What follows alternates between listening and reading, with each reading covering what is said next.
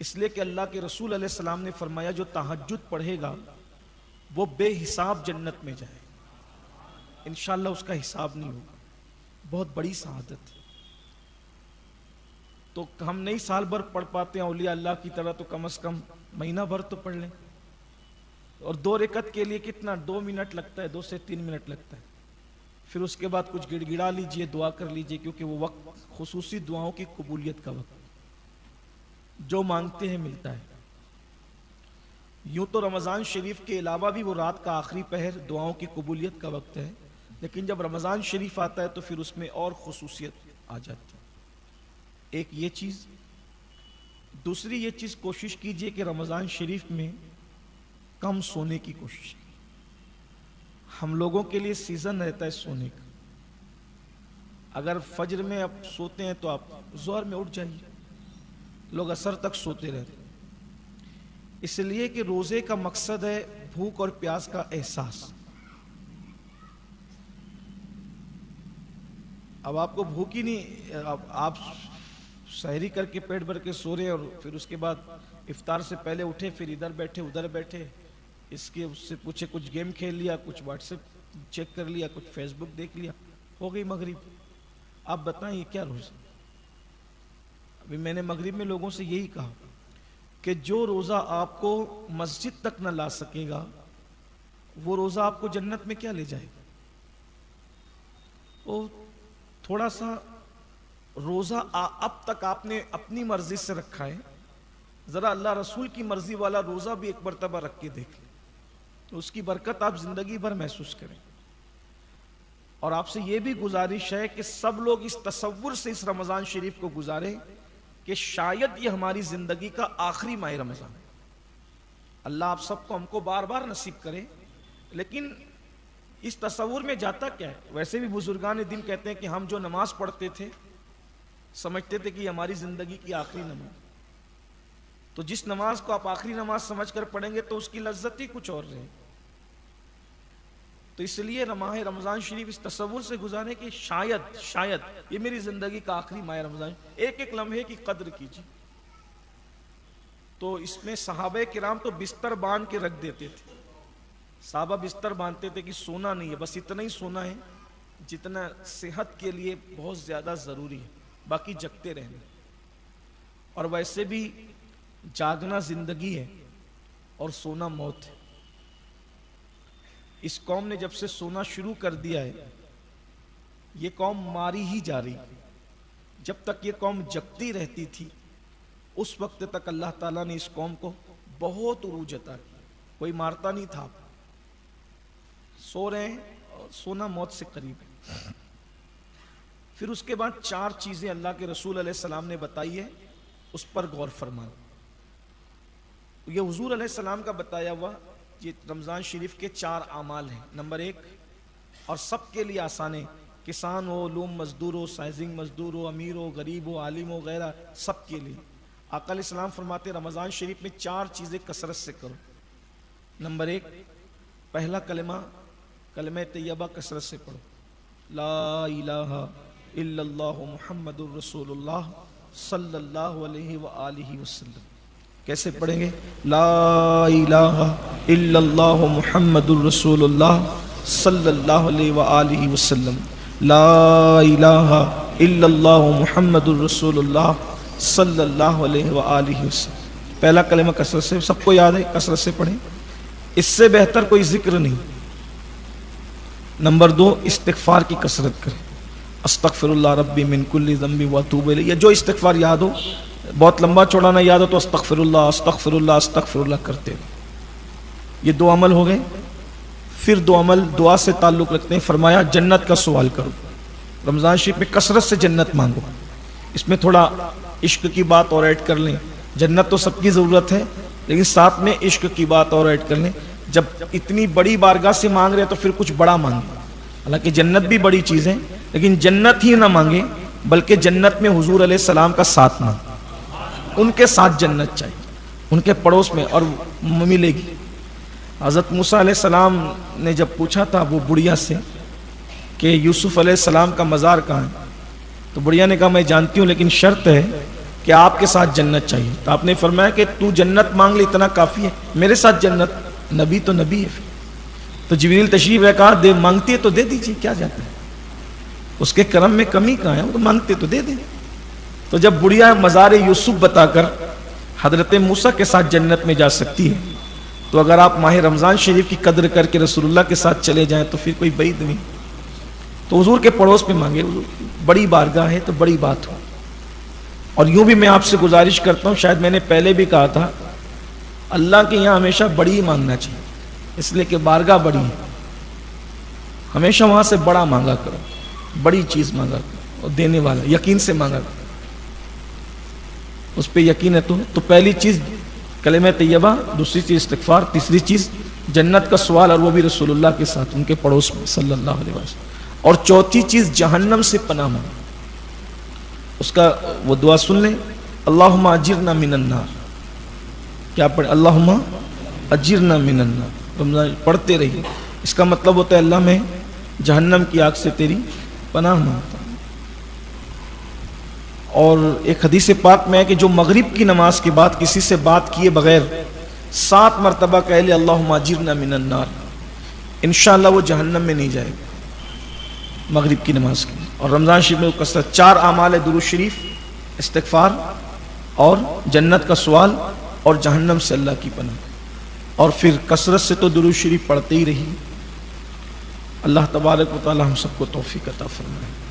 تراویح بھی روز پڑھیے، 2 دن 3 دن پڑھ کے لوگ کم ہونے لگتے ہیں، اور حضرت پیر درد کر رہے ہیں۔ جو قوم اب اللہ کے نام پر 1 مہینے میں روزانہ 1 گھنٹہ نہ کھڑی رہ سکے، حالانکہ مسجد کے باہر بھنکس کرتے ہوئے 1.5 گھنٹہ کھڑے رہیں گے، مسجد کے اندر نہیں کھڑے رہ سکتے، اور کہتے ہیں شیطان بہکاتا ہے، تو شیطان بھی تو اندر ہو گیا، اب کون بہکا رہا ہے؟ تو کیا انسان خود شیطان نہیں بن گیا؟ اللہ کی پناہ، اللہ رحم و کرم فرمائے۔ ایک بات پھر اس سلسلے میں اور سن لے تو درس شروع کروں، افطار کے وقت تو دعا کا خاص اہتمام کریں، کہ اس وقت جو دعا کی جاتی ہے اس پہ فرشتے آمین کہتے ہیں۔ اپنے گھر کے بال بچوں کو لے کر کے بیٹھیے، خود دعا کیجیے، اور جن کے گھر میں کیبل ہے تو پھر وہاں اسپیکر لگے ہوئے تو وہاں تو دعا ہوتی ہے، تو اسی میں آپ شامل ہو جائیے۔ جہاں نہیں ہے تو وہاں کم سے کم آپ خود دعا کا اہتمام کریں، جس لہجے میں چاہے کریں، جس انداز میں چاہے کریں، لیکن دعا کا اہتمام کریں۔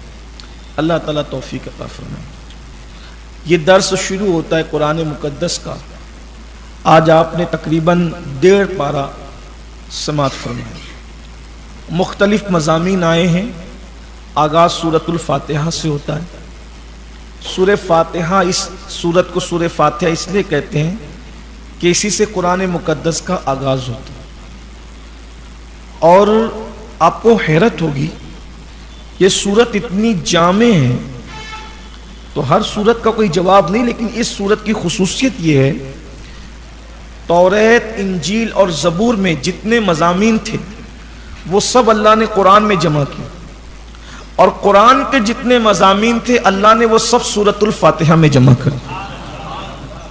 اس سورت کے کئی نام ہیں، اس کو سورۃ الشفا بھی کہتے ہیں۔ پچھلے سالوں میں بہت تفصیل پہ اس پہ گفتگو بھی، لیکن آج میں اختصار سے تاکہ کچھ نئے مضامین پیش کر سکوں، اس کو سورۃ الشفا بھی کہتے ہیں۔ ڈاکٹروں نے جس بیماری کو لا علاج قرار دیا ہو، اگر روزانہ 41 مرتبہ اس سورت کو آپ دم کریں، انشاءاللہ شفا کے آثار ظاہر ہوں۔ اس کے پڑھنے کا طریقہ یہ ہے کہ بسم اللہ کی میم کو الحم کی لام میں ملائیں، بسم اللہ الرحمن الرحیم الحمدللہ رب العالمین، پھر اس کے بعد الرحمن الرحیم الرحمن الرحیم الرحمن الرحیم، اس کی تکرار کریں، اور پھر پوری سورت ویسی پڑھے جیسے پڑھتے ہیں۔ جب غیر المغضوب علیہم ولا الضالین پر پہنچے تو پھر 3 مرتبہ پڑھیں آمین آمین آمین، ایسے 41 بار پڑھیں، مریض پہ دم کریں، اسی کو پانی پہ دم کر دیں اور پلاتے رہیں دن بھر، انشاءاللہ اللہ کی کرم سے شفا کے آثار نظر آئیں۔ یہ صرف میں کتاب سے پڑھ کے نہیں کہہ رہا ہوں، یہ میرا خود کا اپنا تجربہ۔ کووڈ کے موقع پر بہت لوگوں نے مایوسی کا اظہار کیا، لیکن الحمدللہ جس کو دیا اس میں سے میں سمجھتا ہوں کہ تقریباً 90% لوگوں کو اللہ تعالیٰ نے جو ہے وہ شفا عطا فرمائی۔ آپ بھی اگر زندگی لکھی ہے تو آثار ظاہر۔ اس کو سورۃ الدعا بھی کہتے ہیں. یہ سورہ دعا بھی ہے. یعنی جب کبھی بہت شارٹ ٹائم میں اللہ سے کچھ بہت ڈھیر سارا مانگنا ہو. آج کل تو لوگوں کے پاس ٹائم ہی کم ہے نا. ٹائم آج کم ہے لوگوں کے پاس. علاج 1450 سال پہلے ہے.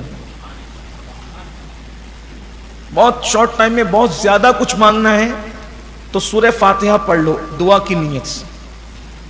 جو مانگو گے وہ بھی ملے گا, جو مانگنے سے رہ گیا وہ بھی ملے گا.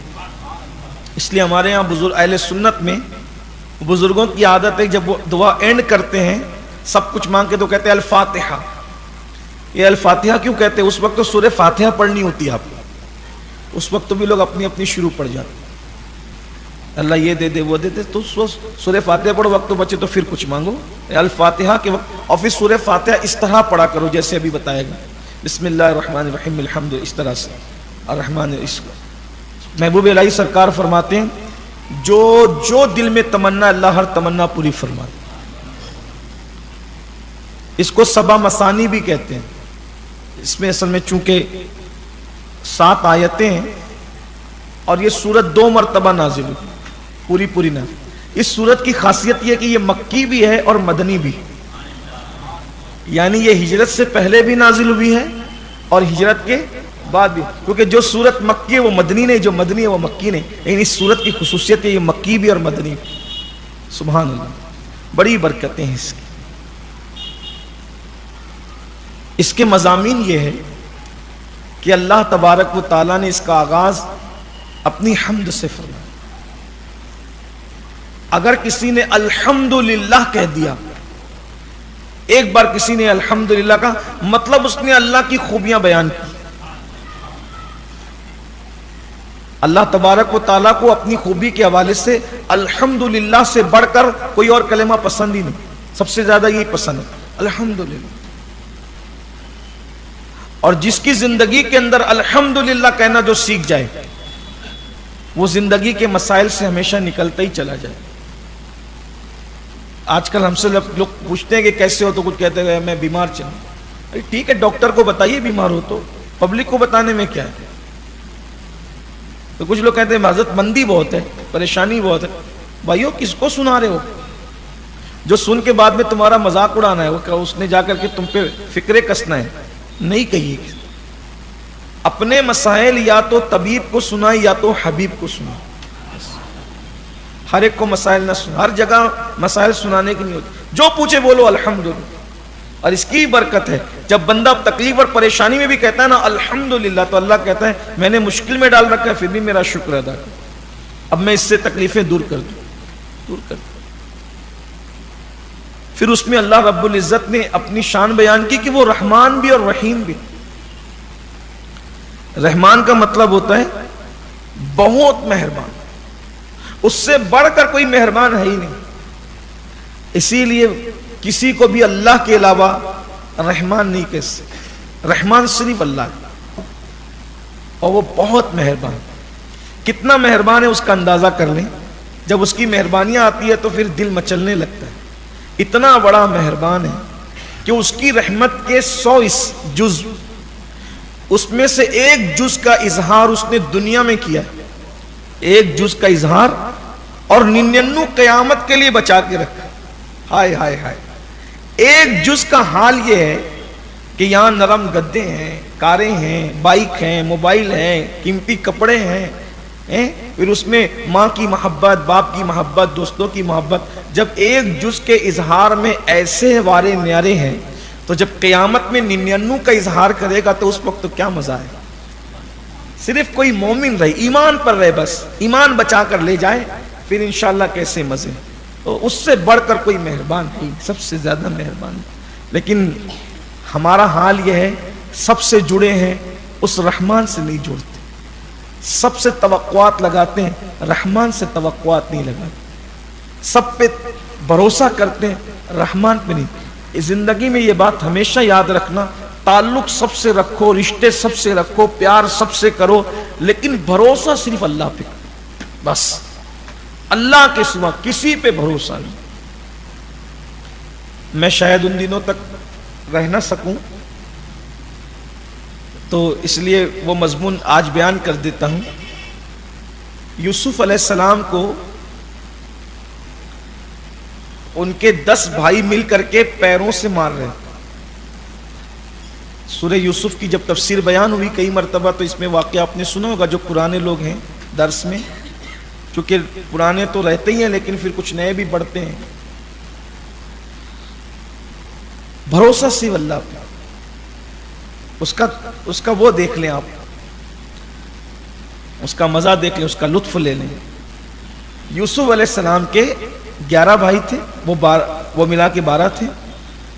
تو بنیامین تو گھر تھے اور یہ 10 بھائی لے کر چلے تھے. 10 سوتیلے بھائی تھے، ان کو گرا دیا. وہ پورا واقعہ بیک گراؤنڈ آپ سب جانتے ہیں، شاید سنا تو ہوگا کہ یوسف علیہ السلام کو لے کر کے گئے، یہ کہہ کر کے ابا امی نے سیر کرانے لے جا رہے ہیں، کھلانے لے جا رہے ہیں، کندھے پہ بٹھا کے لے کر کے. یعقوب علیہ السلام نے روٹی باندھ کر دی، پانی دیا تو روٹی کتے کے آگے ڈال دی، پانی پھینک دیا. اور پیر ہی پیر سے لاتوں لات سے معاذ اللہ یوسف صدیق کو مارنے لگے.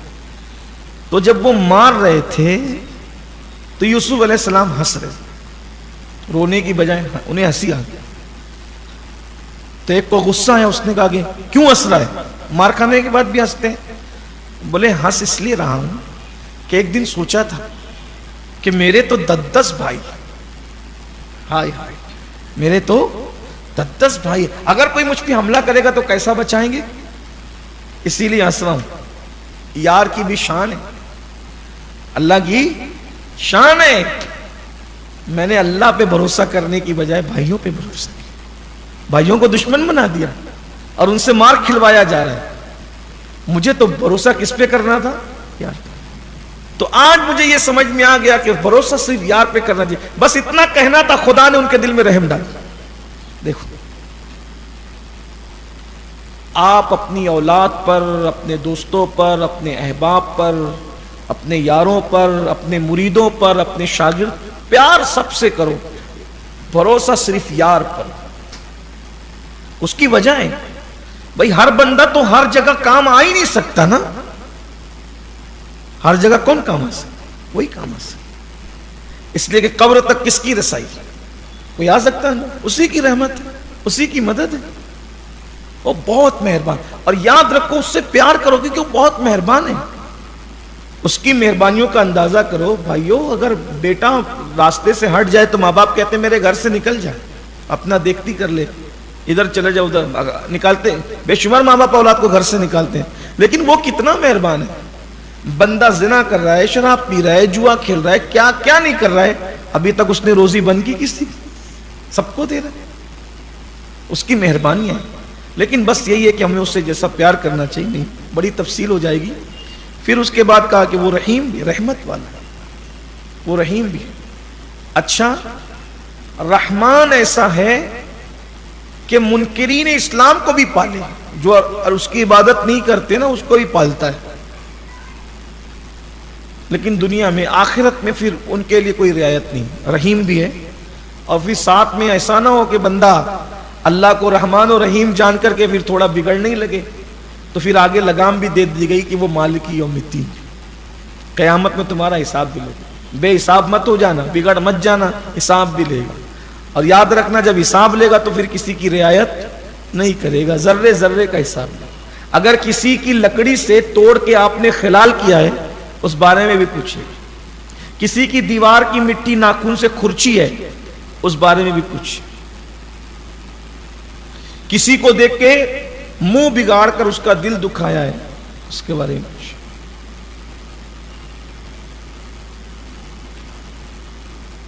کسی کے بدن کے بارے میں کہا کہ اس کے بدن سے تو بدبو آتی ہے اس بارے میں بھی پوچھے.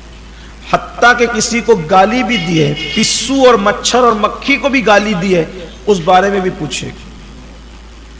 آپ دیکھیں کتنا خوبصورت ہے ہمارا اور آپ کا مذہب. اس میں مکھی مچھر اور پسو کو بھی گالی دینے کی اجازت نہیں. جس مذہب میں مکھی مچھر اور پسو کو گالی دینے کی اجازت نہیں ہے اس مذہب کے ماننے والے اپنے بچوں کو ماں بہن کی گالی دیں. غور فرمائیں کس دین پر، کس مذہب پر. اپنی بیویوں کو ماں بہن کی گالی دیں.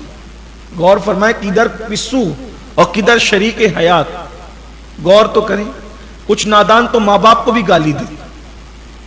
لا الہ الا اللہ. پھر اس کے بعد اب مزید معاملہ آگے آ رہا ہے تو کہا کہ ہم تیری عبادت کرتے ہیں اور تجھی سے مدد طلب کرتے ہیں. عبادت صرف اللہ کی اور تجھی سے مدد مانگتے ہیں، تیری ہی مدد.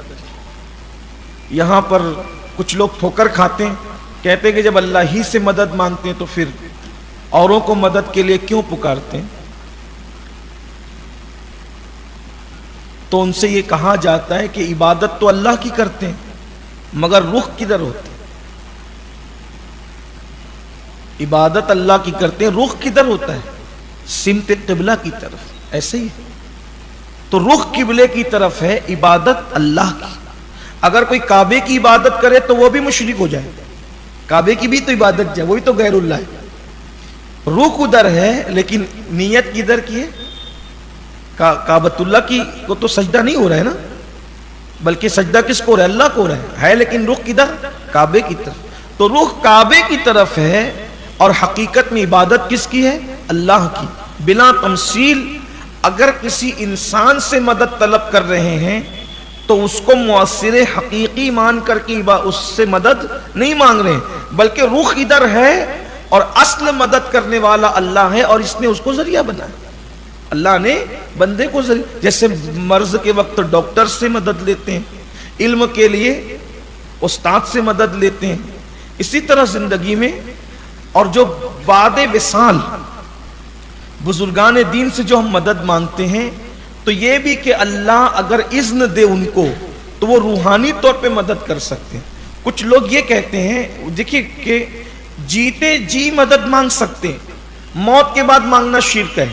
تو بھئی جو چیز شرک ہوتی ہے وہ جیتے جی بھی ہوتی، مرنے کے بعد بھی ہوتی. ایسا نہیں ہوتا کہ ایک چیز شرک کہیں ہو اور پھر کہیں ایمان بن جائے، ایسا نہیں ہوتا. تو وہ لوگوں یہاں ٹھوکا گئے نہیں جیتے جی لے سکتے ہیں مدد، مرنے کے بعد. تو مرنے کے بعد کا فلسفہ پھر کیا ہے؟ ایسا نہیں ہے. جیتے جی بھی جس سے مدد لی جاتی یہ سوچ کے کہ حقیقی مددگار اللہ ہے اور اللہ نے اس کو ذریعہ بنایا.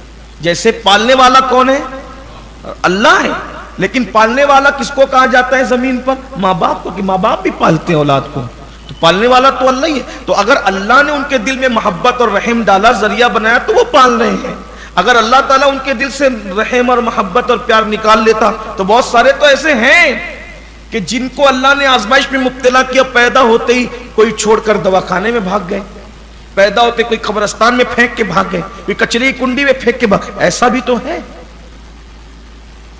تو حقیقی مدد اللہ کی ہے، بندے ذریعہ بنتے ہیں، پھر چاہے وہ جسمانی طور پہ ذریعہ بنے چاہے روحانی طور پہ ذریعہ بنے.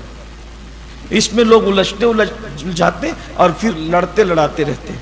حالانکہ لوگوں کو سواد اعظم کی طرف اور 1400 سالہ ذخیرے کی طرف نظر رکھنا چاہیے کہ مدد طلب، اور صحابہ نے کی مدد طلب. بلکہ حدیث میں بھی آیا ہے کہ جب تم راستہ بھول جاؤ اور تمہیں جنگل میں کوئی راستہ دکھانے والا نہ رہے تو یوں کہو آئینونی یا عباد اللہ، آئینونی یا عباد اللہ، اے اللہ کے بندوں میری مدد کرو. تو اللہ نے کچھ ایسے بندے مقرر کر رکھے جہاں کوئی مددگار نہیں ہوتا جنگل کے اندر. اگر آپ کہیں آئینونی یا عباد اللہ تو اللہ کے بندے وہاں مدد کے لیے پہنچے. بلکہ ہم نے اپنے بزرگوں سے سنا ہے اور بہت مستند علماء اور بزرگوں سے سنا ہے. خود اجمیر معلیٰ میں ایسا ہے کہ اجمیر شریف میں اگر کوئی گم ہو جائے تو ہمارے بزرگوں نے فرمایا کہ سرکار غریب نواز کے خلیفہ اور مرید ہیں حضرت عبداللہ بیابانی، تو وہ اس کو منزل کی طرف پہنچا دیتے. یہ عبداللہ بیابانی وہی ہے جن کا دوسرا نام جے پال جوگی تھا. وہ ایمان لائے سرکار کے ہاتھ پر اور بزرگوں نے فرمایا کہ سرکار سے انہوں نے کہا کہ مجھے طویل حیات چاہیے، تو آپ کی دعا سے اللہ نے ان کو لمبی حیات عطا فرمائی. بہت سے واقعات ہیں ایسے. تو اللہ کے بندوں کو اللہ نے مدد کے لیے مقرر کیا. اب پھر آگے یہاں سے دعا سکھائی جا رہی ہے کہ دعا کیسے کرو. دعا کا طریقہ سکھایا جا رہا ہے کہ اللہ ہمیں سیدھے راستے پر قائم رکھ، سیدھے راستے پر چلا. اب سیدھے راستے پہ چلنے کی بات آئی تو پھر مسئلہ درپیش یہ ہوتا ہے انسان کے لیے کہ بھئی سیدھا راستہ کس کا، کون سا راستہ سیدھا ہو سکتا ہے. تو اس کو واضح کر دیا ان لوگوں کا راستہ جن پر تو نے احسان فرمایا، انعام فرمایا، اور ان کا راستہ مت چلا ہمیں جن پر تیرا غضب ہوا اور جو بھٹک گئے راستے سے گمراہ ہو گئے. یہ یہود اور نصارہ کی طرف اشارہ ہے، اور جن پہ احسان ہوا تو آگے بیان کیا ایک مقام پر انعم اللہ علیہم من النبیین والصدیقین والشہداء والصالحین، جن پر اللہ نے انعام کیا وہ انبیاء ہیں، صدیقین ہیں، شہداء اور اللہ کے نیک بندے اولیاء ہیں، ان کا راستہ۔ تو جب بھی کوئی کام کرو تو چیک کر لیا کرو کہ یہ کام کیا نبیوں نے کیا، کیا صدیقوں نے کیا، کیا شہیدوں نے کیا، کیا ولیوں نے کیا۔ اگر وہ کام ان لوگوں نے نہیں کیا اور آپ اس راستے پہ جا رہے ہیں تو سمجھ لو کہ آپ اچھا راستہ نہیں جا رہے۔ یہ سورت سب سے زیادہ پڑھی جاتی ہے دنیا میں، سورۃ الفاتحہ۔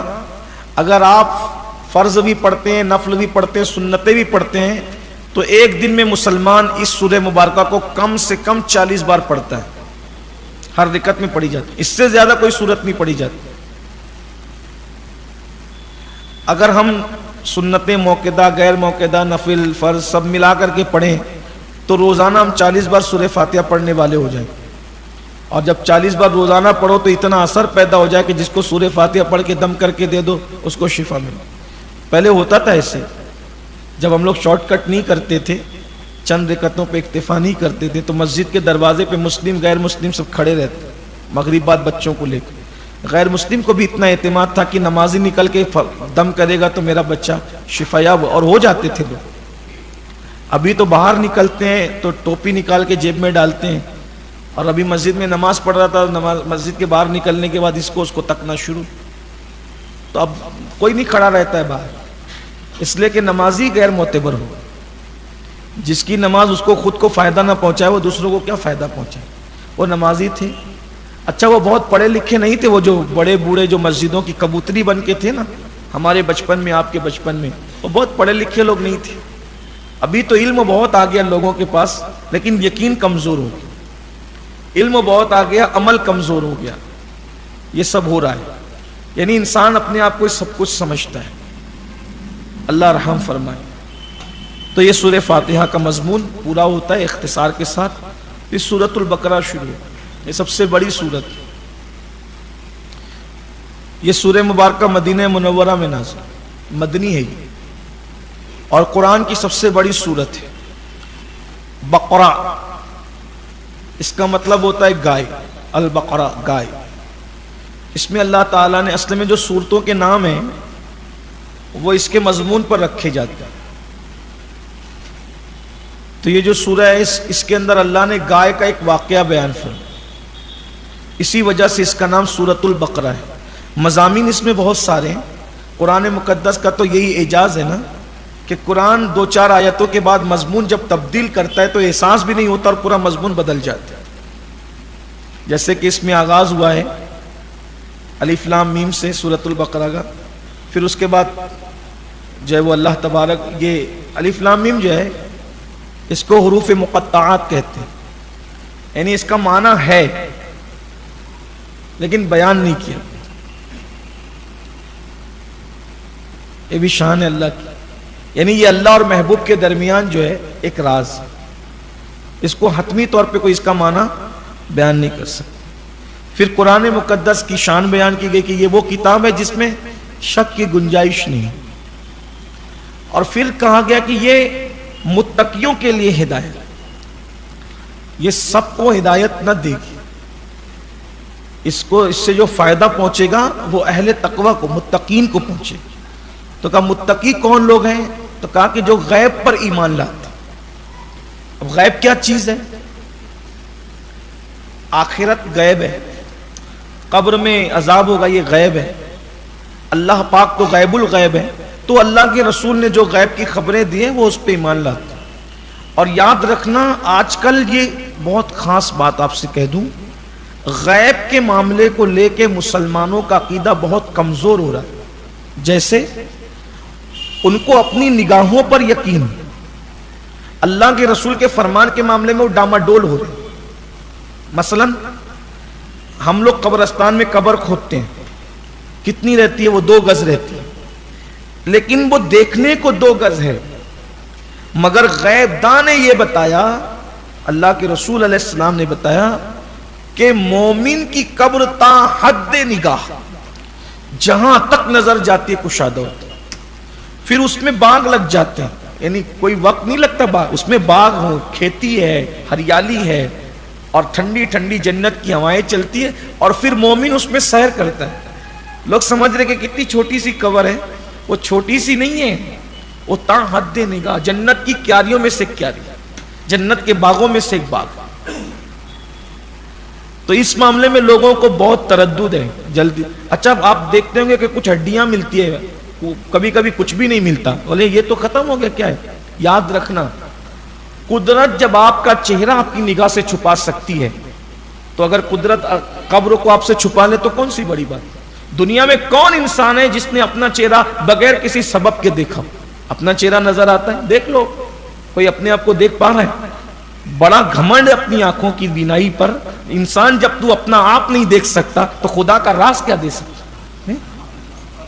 غیب پر ایمان لاؤ اور یہ یقین رکھو کہ ہڈیاں ہو، پگھل گئی ہو، کچھ نظر نہیں آ رہا ہو، لیکن حضور نے جو کہا بس وہ ہے. ہماری نظروں سے پردہ ڈال دیا گیا.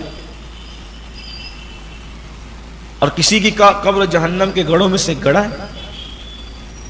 تو اس لیے کچھ لوگ یہ بھی سوچتے ہیں کہ بھئی قبر میں عذاب ہوتا ہے کہ نہیں ہوتا، کبھی تو دکھتا نہیں، کبھی تو یہ نہیں، کبھی تو وہ نہیں ہے. جو واقعات ہیں وہ گڑے ہوئے ہیں، قصے کہانیاں نہیں. غیب پر ایمان. دیکھیے کہیں کہیں عقل کا گھوڑا چھوڑ دینا پڑتا ہے. اللہ اور اس کے رسول نے جو کہہ دیا اس کو مان لو، وہاں دماغ مت لگاؤ، اس لیے کہ اپنے پاس اتنا دماغ ہے نہیں کہ اس کے راز کو سمجھ سکے. لوگ یہی ٹھوکر کھاتے ہیں. جو حضور نے فرما دیا، جو ثابت ہے اس کو مان لو. قیامت بھی قائم ہوگی. کسی کو شیر کھا گیا، کسی کو مچھلیاں کھا گئی، کسی کو جانور کھا گئے. اللہ تعالیٰ سب کو پیدا کرے گا، سب میں روح ڈالے گا، سب سے سوال کرے گا. کچھ جنت میں جائیں گے، کچھ جہنم میں جائیں گے. تو اللہ فرماتا ہے غیب پر ایمان لانے والے، متقین کی پہلی صفت غیب پر ایمان لائے. یعنی پہلی صفت آپ سب میں موجود ہے. الحمدللہ الحمدللہ. یعنی آپ سب لوگ تقوی کی پہلی منزل کو پا چکے. پھر دوسری منزل کیا ہے؟ وہ نماز قائم کرتے. نماز پڑھنے لگ جاؤ تو پھر اور آپ کا رتبہ بلند ہو جائے. نماز قائم کر. ہمارے علماء نے اس پر بڑی اچھی بحثیں فرمائی. فرماتے ہیں نماز پڑھنے کی بات نہیں کی گئی، بلکہ کیا کہا؟ نماز قائم کرنا. نماز قائم کرنے کا مطلب یہ ہے کہ بلا عذر شرعی کبھی ترک نہ کر. پڑھتا ہے. کچھ لوگوں کا سر میں درد ہوتا ہے تو بھی وہ نماز چھوڑ دیتے ہیں. شادیوں میں بھی نماز چھوڑ دیتے ہیں. میتوں میں بھی نماز مت چھوڑیے. اس لیے کہ نماز چھوڑ کر آپ اپنے آپ کو بہت کچھ ثابت کر لیں، لیکن اللہ کی بارگاہ میں سچا مسلمان ثابت نہیں کر سکتا انسان نماز چھوڑ کے. نماز کی پابند، ہر حال میں نماز کی پابندی. جاگتی صورت میں کبھی بھی نماز ہم سے چھوٹنا نہیں چاہیے. ہاں اگر آپ نماز کے پابند ہیں، نماز کی نیت کر کے سوئے تھے، آنکھ نہیں کھلی، تو جو یہ بات کہی جاتی ہے نا، جس نے روزے میں بھول سے کھا لیا، بھول سے، تو گویا اس کو اللہ نے کھلایا. اور جو پابند نماز کی نیت کر کے سویا لیکن کسی وجہ سے آنکھ نہ کھل سکی تو اس کو اللہ نے سلایا. اب جیسی اس کی آنکھ کھلے وہ پہلے نماز پڑھ لیں تو انشاءاللہ امید کی جا سکتی ہے کہ قضا کا وبال اس کے سر پر نہیں ہے. لیکن جو پابند ہے اس کے لیے، ورنہ جو ہمیشہ چادر تان کے سونے کا ہی عادی ہو تو سوچے کہ اللہ نے سلایا، تو ایسا نہیں ہے. پھر فرمایا کہ جو اللہ کی دی ہوئی روزی سے اللہ کی راہ میں لٹاتے، خرچ کرتے، وہ لوگ بھی متقی. یعنی قرآن سے ہدایت کس کو ملے گی؟ غیب پر ایمان لانے والوں کو، نماز قائم کرنے والوں کو، اور اللہ کی راہ میں خرچ کرنے والوں. یہ تھوڑی سی مشکل منزل آتی ہے. کچھ لوگوں کو میں نماز پڑھتے بھی دیکھتا ہوں، غیب پر ایمان بھی لا چکے، اس کو ہی مانتے ہیں، لیکن اللہ کی راہ میں خرچ کرنے کی بات آتی ہے تو بڑے کنجوس ہو جاتے ہیں. بچوں کو بازار لے جائیں گے تو جیب بھی بھر کے لے جائیں گے، ساتھ میں ATM بھی لے کر جائیں گے، کریڈٹ کارڈ بھی ساتھ میں لے جائیں گے تاکہ جو دلا سکے دلا دیں. اور جب اللہ کی بات آئے گی تو جمعہ کے دن مسجد میں ٹٹولتے ہیں کہ پھٹی ہوئی نوٹ جو کہیں نہیں چلتی وہ نکالیں. کس کے لیے؟ اللہ کی بارگاہ، اللہ کے نام پہ دے رہے. ابھی رمضان شریف آیا نا، جو کھانے سے بچ جائے گا وہ فقیروں میں بانٹا جائے گا. کس کے نام پہ؟ اللہ کے نام. اللہ کے نام پہ جھوٹا کھلایا جا رہا ہے، اللہ کے نام پہ پھٹا بانٹا جا رہا ہے. ابھی کچھ لوگ ہمارے شہر کے لوگ زکوٰۃ بانٹیں گے، تو کپڑے کی دکان پہ جا کے بولیں گے جو سب میں سستے والا ہے ذرا وہ نکالنا، زکوٰۃ میں بانٹنا۔ واہ بھائی واہ، کیا اللہ والے لوگ ہیں۔ دیکھیں سرکار غوث اعظم رضی اللہ تعالیٰ عنہ بہت قیمتی لباس پہنتے اور اتنا مہنگا پہنتے تھے کہ اتنا مہنگا بادشاہ بھی نہیں پہن سکتا۔ میں کچھ پریشان ہوا، میں خود اللہ کی توفیق سے کچھ عنوانات ایسے ہیں جس کو اللہ نے مجھے بہت توفیق دی پڑھنے کی۔ میں نے کربلا بہت پڑھا اللہ کی توفیق سے، حضور کی سیرت بھی ایسی کوشش کی پڑھنے کی، سرکار غوث اعظم کی زندگی بھی ایسی پڑھی، بلکہ کچھ عنوانات ہیں جس کو پڑھنا میرا شوق ہے، سیزن ہو نہیں ہو پڑھتا رہتا ہوں اس عنوان۔ تو یہ ایک عنوان غوث پاک بھی، حالانکہ جتنا اللہ نے توفیق دی پڑھا، لیکن میں ان کو نہیں پہچان نہیں سکا، ان کو سمجھ نہیں سکا، اب وہ سمجھ میں آنے والی ہستی بھی نہیں۔ غوث پاک خود فرماتے ہیں کہ میں اللہ کے رازوں میں سے ایک راز ہوں۔ کچھ لوگوں کو یہ لگتا ہے کہ میں مبالغے سے کام لیتا ہوں، واللہ میں مبالغے سے کام نہیں لیتا۔ جن کو ان کی معرفت نصیب ہو جائے اس کو سمجھ میں آئے گا کہ غوث اعظم ہے۔ بہرحال یہاں تو بڑے بڑے جو ہے وہ تھکے ہیں، کون ان کو پا سکتا ہے۔ تو میں پریشان ہوا کہ ولی ہو کر اور پھر ولیوں کا سردار ہو کر اتنا مہنگا کیوں پہنا، اب وہ بھی روز، آج پہنا اتار دیا، آج پہنا دوسرے دن نہیں پہنا اس کو، یعنی دن بھر پہنا، اب اگلے دن پھر نیا، اور وہ بھی اتنا ہی مہنگا۔ کچھ لوگوں کو اعتراض بھی تھا، جو اعتراض کرتا تھا وہ پریشان ہو جاتا تھا۔ ایک تو ایک مرتبہ تو دکان والے ہی پریشان ہو گئے، دکان پہ خریدنے کے لیے گئے تو بولا سب سے مہنگا کپڑا کون سا ہے، تو یہ ہے، کس کو چاہیے، بولے غوث پاک کو چاہیے۔ یہ ولی لوگ بھی اتنا مہنگا پہنتے ہیں، جیسے آج کل بھی کچھ لوگوں کا پیٹ دکھتا ہے، مولوی کیوں مہنگا پہنتے ہیں؟ ان کو تو چاہیے کہ مولوی بیچارہ 72 پیون والا پہنے تو ان کی مرادیں پوری۔ جو قوم اپنے امام کے بدن پہ اچھا لباس نہ دیکھ سکے اس کو اچھے دن کیسے آ سکتے؟ بڑا عجیب حال ہے، اللہ رحم فرمائے۔ تو وہ اس نے اتنے بڑے ولی کو کیا ضرورت ہے اتنا مہنگا پہننے کی، بس اتنا اس نے کہا، اور اس کے پیر میں جب وہ ایک کھٹی گھس گئی، نکلتی نہیں تھی، تڑپتا تھا۔ تو غوث پاک تک بات پہنچی تھی، وہ کہتا ہے کہ اس طرح کی بات ہے، اس سے توبہ کرے، توبہ کیا تو تکلیف دور ہوگی۔ تو واللہ میں تو مرشد کے لیے اس لیے پریشان نہیں ہوا کہ انہوں نے معاذ اللہ غلط کیا ہے، کہ یہ نہیں، مجھے یہ تھا کہ اس میں راز کیا، پریشانی یہ تھی کہ اس میں راز کیا ہے۔ بہت ڈھونڈا، تلاش کیا، تو اس کے بعد مجھے ملا غوث پاک کا ایک قول کہ میں اس لیے نیا پہنتا ہوں اور اتنا مہنگا پہنتا ہوں کہ آج میں پہنوں گا اور میرے بہانے کل کوئی غریب پہن لے۔ مقصد یہ ہے، یہ مقصد کہ میں ایسے تو ڈائریکٹ بھائی کسی کو پہنائے تو اس کو جیجا کو جو بھی ہو سکتا ہے، لیکن آج میں پہن لوں اور اسی بہانے کل یہ کسی غریب کو پہنوں، یہ انداز تھا۔ تو اللہ کے لیے لوگوں کا دل بہت چھوٹا ہے۔ بیٹے کی شادی میں، بیٹی کی شادی میں لاکھوں خرچ ہو، لیکن آپ اللہ کے نام پہ ان سے چندہ مانگ کے دیکھیں، وہ مانگنے والے کو مشکوک کر دیں گے، جس کو دینا نہیں ہے نا تو اس نے تو شوشے گوشے نکالنی ہے۔ میں یہ نہیں کہتا کہ جو لوگ مانگتے ہیں وہ سبھی اچھے ہیں، کچھ لوگوں نے ایسے غلط کام کیے ہیں کہ لوگ بدنام ہوئے ہیں، لیکن پھر پانچوں انگلی جیسی تو نہیں رہتی۔ بلکہ میں جانتا ہوں مالیگاؤں میں بہت سارے لوگ آئے رمضان شریف میں زکوٰۃ طلب کرنے کے لیے، وہاں سے، علاقے کے نام نہیں لوں گا، پھر تقریر کے لیے میں ان علاقے میں گیا تو پتہ چلا کہ وہاں اس طرح کا کوئی مدرسہ ہی نہیں۔ یہ بھی ہوا۔ تو اللہ کے لیے دل چھوٹا مت کرو، اللہ کی راہ میں لٹاؤ۔ اور ایک بات ہمیشہ یہ بھی یاد رکھو، جو اللہ کی راہ میں ہاتھ کشادہ رکھتا ہے اس کو کبھی کمی نہیں ہوتی۔ بانٹنے والا کبھی تنگ دست نہیں ہوتا، اللہ کی راہ میں دینے والا کبھی تنگ دست نہیں ہوتا۔ یہ جو بچا بچا کے رکھتے ہیں نا، تباہی ان کو ہی آتی ہے۔ ہمیشہ یاد رکھیے یہ بات بھی کہ جو لوگ لے کے بھاگتے ہیں نا، وہ بیوپاری لے کے بھاگ گیا، وہ لے کے بھاگ گیا، وہ لے کے بھاگ گیا، وہ لے کے بھاگ گیا، لے کے انہی کا بھاگا جاتا ہے جو اللہ کی راہ میں کنجوس ہوتے ہیں، جو اللہ کی راہ میں دل کھول کر دیتے ہیں، ان کا کوئی لے کر نہیں بھاگتا۔ تو متقیوں کی نشانی آ گئی۔ پھر اس کے بعد اب آخری باتیں سن لیں اس سلسلے میں۔ پھر فرمایا محبوب جو آپ پر ہم نے نازل کیا اس پہ بھی وہ ایمان لا، یعنی قرآن، اس پہ بھی ایمان لاتے ہیں، اور جو آپ سے پہلے نازل کیا اس پہ بھی ایمان لا۔ اب یہاں ایک خاص نقطہ سن لیں کیا کہا؟ جو آپ پہ نازل کیا اس پہ ایمان لاتے ہیں، اور جو آپ سے پہلے نازل ہوا اس پہ، یہ نہیں کہا جو آپ کے بعد نازل ہوگا اس پہ ایمان لاتے ہیں۔ کیا کہا؟ جو آپ سے پہلے نازل ہوا، اس کا مطلب آپ کے بعد اب کچھ نازل ہوگا